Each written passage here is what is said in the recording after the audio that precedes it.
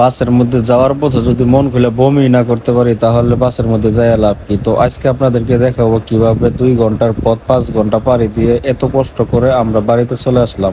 আসসালামু আলাইকুম, আমি আব্দুর রশিদ বাবু। আজকে আপনাদেরকে দেখাবো কিভাবে গাজীপুর থেকে জামালপুরে আসলাম আর আসার সময় আমাদের সাথে কি কি হলো। তো সর্বপ্রথমে দেখতেই পারতেছেন আমি এই গাজীপুরে বাসন সড়কের মাথা থেকে আমাদের বকশীগঞ্জের ক্রাউন ডিলাক্স বাসে উঠলাম। ওঠার পরে উস্তাদ তো সেই টান দিছে, আর চারপাশে এরকম গজারি গাছ, বড় বড় গাছ বাগান দেখে মনের মধ্যে একটু ফুর্তি জাগলো যে না, আপাতত তো এখন তো কোনো সমস্যা হচ্ছে না, তাই ভিডিও করে নিই।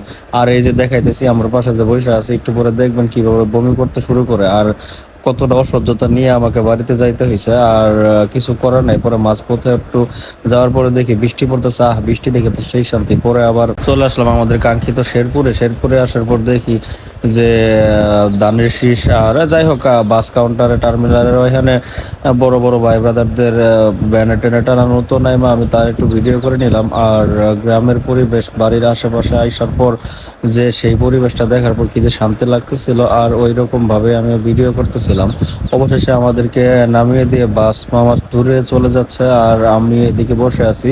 আর মাঝখানে আপনাদের বমি দেখাই নেই, আর এখন দেন পুরা বাস বমি করছে, প্লাস এখনো বমি করতে আছে। তো আজকের মতো ভিডিওটা এখানেই শেষ হয়ে গেল।